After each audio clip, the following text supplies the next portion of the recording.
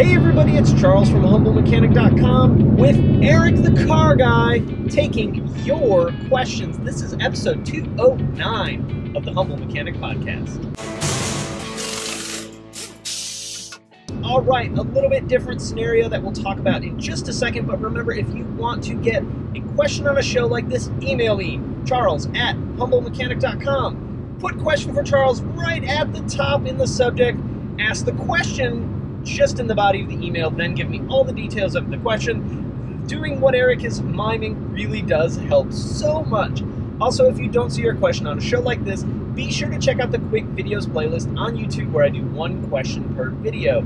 Also, if you want the audio only version of these shows, hit up iTunes, hit up Google Play, and whatever your other favorite podcasting platform is, and you can check it out there. I'm going to skip my normal spiel about the crew membership and jump right into your questions. Eric, we only have about 5 hours of road tripping left before we get to our final destination, so we got to get on the ball. Eric and I are on the road heading to Tennessee, Chattanooga to be exact, for a tire event with Nokian Tires, which I'm pumped about. We're actually riding on Nokian Tires right now, which is pretty awesome. Feels like I'm driving on a cloud. All right, first one up comes from Jeff. It says, hey Charles, been watching your White Wookie videos, so appreciate that, Jeff. Question is, what's the best way to break in a fresh rebuilt engine and seat the rings properly? There seems to be a million ways to do this, and I'm having trouble sorting out the proper way. Just finished a VR6 12 valve Jetta rebuild. Awesome. Replace main, rod bearings, water pump, timing chains, guides, piston rings, valve seals, cam followers, and he's going to do cams later. So, what is the best way to break in an engine? Well, that's a lot of time, effort, and money for sure. And the last thing you want to do is screw it up. I agree. That is a very valid question, and he's right. There's a lot of different things that I've heard out there. In fact, I have two different answers for you. One from my builder who recently built my engine, Dark Matter Pikachu, which is in my Fairmont project. 575 horsepower turbocharged beast. He says, like, when you were ripping it on the dyno, it's broke in. It's ready to go. Like, jump in, turn the key, bam, you're in. If it works, it works. You're good, you're good. On the flip side, I've also heard of varying engine speed as much as possible for the first 500 miles. Manual transmissions are excellent for this. So in other words, don't get out on the highway, drive like 70 miles an hour for an hour. Like drive 50, accelerate a little bit, decelerate a little bit, drive in some traffic, and really change the RPMs as much as possible to try to throw some stuff at the engine so it can do something different. I've heard those two things. My engine was broken in on the dyno because they were doing full pulls like right out of the gate, so that's, I guess, broke in.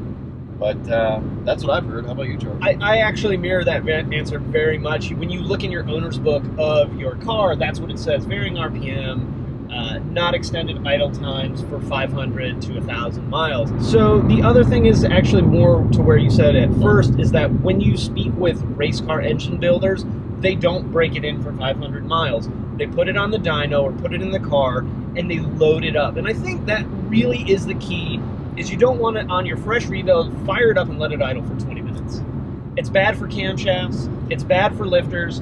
You need to have load to properly set the rings. I'm glad you brought up camshafts. I'm sorry to interrupt. No, because please. Some camshaft manufacturers dictate the break-in for the camshaft itself, like holding it at 2,500 RPM for a certain period of time, that kind of thing. So, in essence, if your cam company, the company that you got the cam from, has a certain break-in procedure, follow that break-in procedure. Right. Like if you have questions, well, the people that built and designed the parts that you're using likely know best because they've done some research and development in order to get those answers. So I just wanted to throw that in there. Definitely. And Jeff, I know you didn't replace cams, but it still kind of goes the same. Now with the VR, especially if you don't end up priming the oil pump, I've done a video on how to exactly do that. It's super easy to do.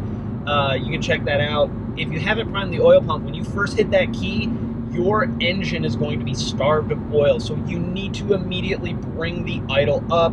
I've found that for the most part, like 1,500 RPM is a pretty good RPM to quiet the engine down, to really get that oil up to the top end of the engine. And it happens quick. It goes from making a crap ton of racket to quiet, and then it's smooth. So on my Cabby that I had redone, completely stock rebuild, which it sounds like what you did, I let it idle for 30 seconds just to make sure the car wasn't going to shut off. Yeah, look for leaks. And then I brought the RPM up. And even with leaks, you're looking for, oh crap, I didn't hook this coolant line up. You're looking for catastrophic loss. A trip, let it go, break the engine in. But catastrophic loss, obviously you want to shut the car off. So I'm of the mindset of load the engine up, get everything seated. I'm also like gonna be nice to it for a little while and not beat the crap out of it. But I think everybody has the right way to do it, and I lean more towards what do professional engine builders and race car engine builders, what do they say, because they've done more than most of the people probably talking about it online. Clutches actually have a break-in period too, very similar to brakes. So a clutch break-in is similar to what your owner's book says for your engine break-in. Shift it, drive it, put load on it, just be nice to it, and you'll probably be just fine. All right, next one up is from Daniel. Good evening. I wanted to start and say that I'm a fan of what you do. I'm glad I came across your YouTube channel. I am also glad about that. Basically, the gist of the question is Daniel wants to know, he's about to interview for a job at a VW dealer. What should he ask when interviewing for the job? And I have to say this part, it says he was inspired by myself, Eric the Car Guy, and our good buddy, in our inner circle buddy, Jason from Engineering Explained, who I wish was sitting right behind us here. Love you, Jason. So that's a great question. What question should he ask when interviewing? Really, this is going to go for just about any job, I think. Yeah.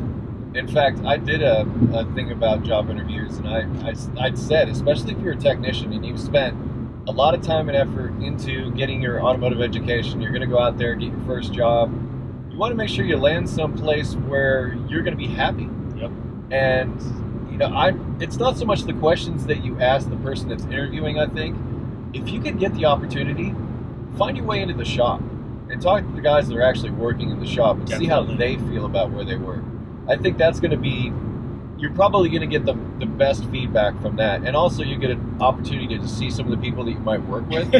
Because that dude's got a big beard. He must suck. Yeah, he must. That being said, that's going to be a real world window into the job that you're looking to get, because those people are out there in the trenches already. Right. So you might find somebody that maybe you find right off the bat you don't necessarily get along with, or you're sort of getting this vibe of, we don't want no new people here because, we want all the money for ourselves. Yeah, exactly, that kind of thing. So, I mean, the politics that you walk into, I think, are even more effective with your work environment and your job. But more to your point, like the questions that I would ask my employer, when do I get paid? Well, there's a series of questions that are like the basis. What do you think, Charles? What do I get paid? When is payday? What are my benefits? Right. You'll find that the answers to those are pretty much universal, right? Yeah.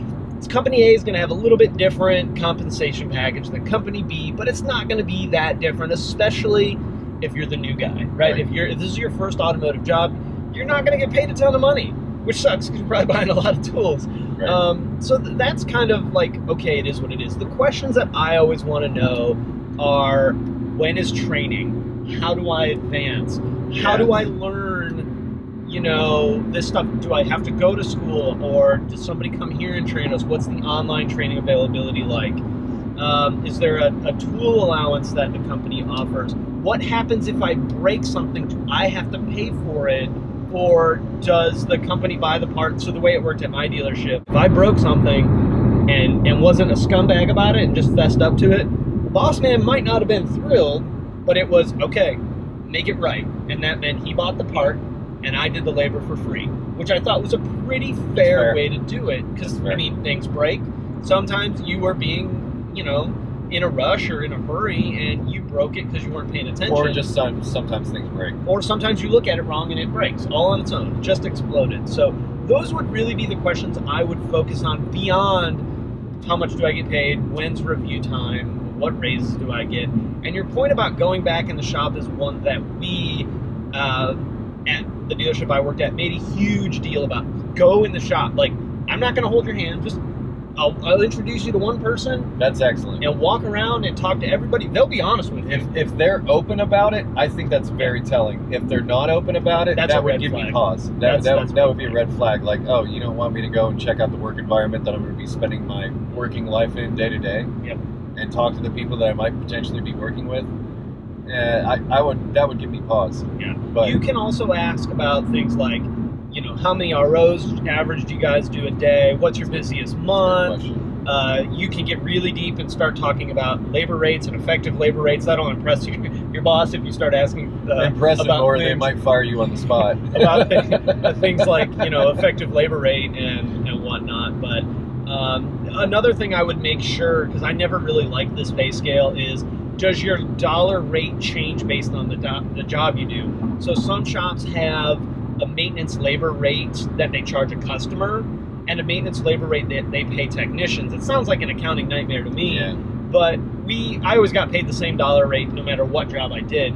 But there's certain jobs at other dealers or shops where if you get paid $20 an hour, say, for repair time, you may get paid $12 doing oil changes on maintenance. So that's another question you want to make sure that you really get out. But I think your thing about, sorry to cut you off, I think your thing about the vibe and the work coming out of the dealership, you can ask them about their CSI score, which it'll either make you a hero, or if they're weird about it, just be like, all right. Yeah, exactly. You know, which doesn't tell all the stories. CSI, we should give a little background, the Customer Satisfaction Index. Yep. Yeah, so that's basically the survey that customers get after they come and get their car worked on. Yeah, it's like, you just had your vehicle serviced with us. Go here to fill out this survey and tell us how we did. It's the dealership's report card about that transaction right there. And people get weird on these surveys. You know, geez, I've read some. Some people are just mad that they spent a lot of money.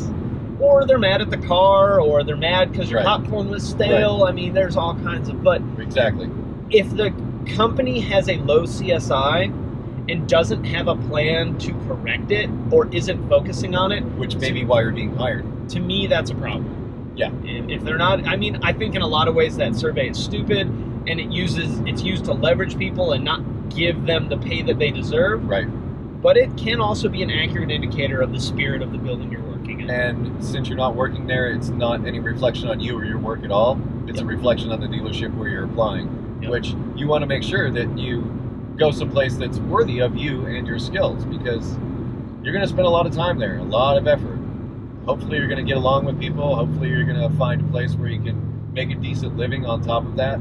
And that's the way you go into it. I mean, you've made this considerable investment into your education. I mean, you've taken that step, and you're going to continue to make an investment in tools likely for the rest of your life if you decide to choose this as your profession. So make it worth it. Make it count. I mean, don't just grab the first job that comes up.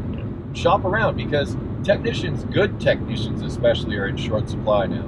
So if you're a good technician and you're striving to be a good technician, you're worth your weight in gold to a dealership, in my opinion. And if this is your first job, what becomes, to me anyway, more important than most all the rest of that is what is the mentorship or apprenticeship program at the dealership. I'm so thankful that I got in at a time where they had that already structured through VW in the dealership, and I had an incredible mentor, and it was something I worked really hard through my career for the dealership to build a mentorship program with myself and some of my colleagues, because that is so important. If they just throw you to the wolves, the odds of you being successful go down dramatically. Even if you're good, you're less likely to be successful than if they have a structured program with a person you're going to work with that's going to be your go-to teacher, mentor, life coach, guy you hate because he screams at you sometimes when you're doing things that are dumb. It can also show you the politics and how things work in the dealership too, which is extremely important. It's not just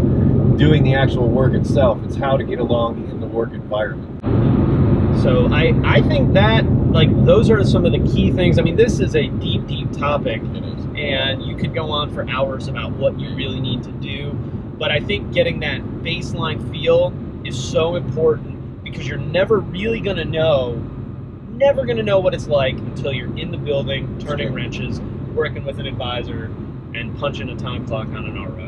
All right, next up is from Ted, and he's got a question about air conditioning on his B6 Passat. So B6 Passat is going to be 06 through 2010 Passat, FSI, and TSI. It's like we're playing Battleship. V6. You sunk my V6 Miss. Passat. Well, so Ted lives in California, and the temperature varies between 30 degrees and 115. My Passat doesn't seem to be able to keep up with the high temperatures. It takes forever to start cooling and cannot bring the temperature down when it's over 100. I put a set of gauges on the AC when the ambient temperature was about 80 and found the low pressure side at 55 and the high pressure side at 300. I let some refrigerant out to get it to 45 on the low side. That seemed to help a bit, but still struggles. What should these numbers be? And does refrigerant ever wear out where it has to be completely exchanged? So I'm going to field part of this question, and then Eric, I'm going to turn it over to you for some of the maybe refrigerant pressures. This car, the TSI, so this is like the CCTA direct injection turbo with the chain-driven timing setup. These compressors are notorious for being bad in a very squirrely way. I really don't think you can diagnose this problem properly simply by putting manifold gauges on it. It's a good start. It's a great start, and it's part of the diagnosis, but in order to properly diagnose this system, you don't have to, but I feel like you're wasting time and energy by not grabbing a scan tool and hooking it up, because you can go in and see what the compressor is doing, what the command on for the compressor is. And to me, Eric, correct me or give me your insight on different makes and models. To me, at 80 degrees with the AC on full, 55 and 300 is a high side and a high-low side. Yeah, it's high on both sides. First thing that came to my mind is like maybe flood it with oil. Like if there's too much oil or too much refrigerant, and you let some refrigerant out. What were the readings after you let refrigerant out? He said it went down to 45 after he let some out. So that seems like a good place to start, maybe. Like do a complete evac and recharge just to make sure that you've got the correct charge to start with. Because it may just be that somebody went in there to top it off and overcharged it, and as a result, you got too high of pressures, which will give you inconsistent cooling. I have found, so my diagnosis strategy for air conditioning problems was very simple. Step one, check it and see what it does. Yeah, does it work? At all. Step two, I was hooking up the machine and I would run the car with the manifold gauge on it, basically. No matter what I found, unless the air conditioning was working perfectly, the next thing, all the refrigerant was coming out and getting weighed, because I needed to know exactly how much refrigerant was in it when the customer was having the problem. That's true. Every single time. And while it was evacuating, I would do my visual inspection, look for damage, look for, make sure the fans come on. Of course, I'm glad you said that, because I was just going to interject that. Those high pressures could also be the result of a cooling fan that's not operating. And this car should trip the check engine light if you don't have both cooling fans running. The big fan is your fan and your module. The small fan is the slave fan. It should, but maybe it's not. Maybe you got a blade broken on a fan and it's just not pulling enough air through. Or debris in front of the condenser. Or debris through the condenser. So because you probably don't have the means to properly evacuate the refrigerant, you're going to want to start with a visual. Fans coming on high speed with the air conditioning on. Nothing blocking the condenser. Does your air conditioning change behavior when you're stopped versus when you're driving? That can point to a potential blockage or a potential fan issue. Airflow issue. But I'll tell you that these compressors, when they start getting, I guess the best way to refer to it is lazy. It's typically because the compressor's starting to fail. These compressors are wobble plate compressors. I was going to ask if they were swash plate. Yeah. They're variable. They're controlled by a solenoid, and that solenoid failure is really common. Duty cycle. Yeah, it's pulse width modulated, so it's really common failure. When they get lazy like that, it's usually a sign of, hey, it's about to go out. After you evacuate the refrigerant properly, you can take the valve out and inspect it. You'll probably find debris in it. If you find a really thick gray sludge or particles, your compressor's toast, and you really, really properly need to have the system flush. Totally flush. Which is the correct dealer procedure would be to pull the expansion valve and replace either the condenser completely or just the dryer, depending on whether the dryer bag is broken, because these are also known to blow desiccant through the entire system. Yeah. If this were an FSI, that sounds expensive. Well, the TSI is not too bad. The FSI, it was like $2,300. Yeah. And that was all the time compressors And were that's dropping. the thing about AC. AC can go from 0 to suck in like a heartbeat. It really can. You can get that valve separate, not from the dealership. In the aftermarket, you can get that valve separate. But I'm thinking your compressor's just becoming lazy, and it's just not able to keep up. The other side of that is asking your compressor to keep up at 100 degrees is asking a lot out of it. It's capable. It can pump the refrigerant, but that is a big ask. Also look at some other environmental factors. Are you driving around with a black car with black leather interior in the middle of the day? Humidity plays a factor. These are all things that can attribute to that. But my VW guts say that you probably got a compressor on the way out. So with a lazy compressor, can you like speak to it in a motivational sense and possibly get it to not be so lazy? You can try, you know, give it a little tappa, yeah, possibly. But if you have access to a with a BFH, if you have access to a scan tool, you can go in and monitor duty cycle and amperage request for the compressor. 0.82 amps is the full request for that compressor. So if you're getting full request and low temperature output and weird readings, you probably got a bad compressor. It's being told what to do, it's just not doing it. Yeah. Back to kind of the refrigerant level in charge.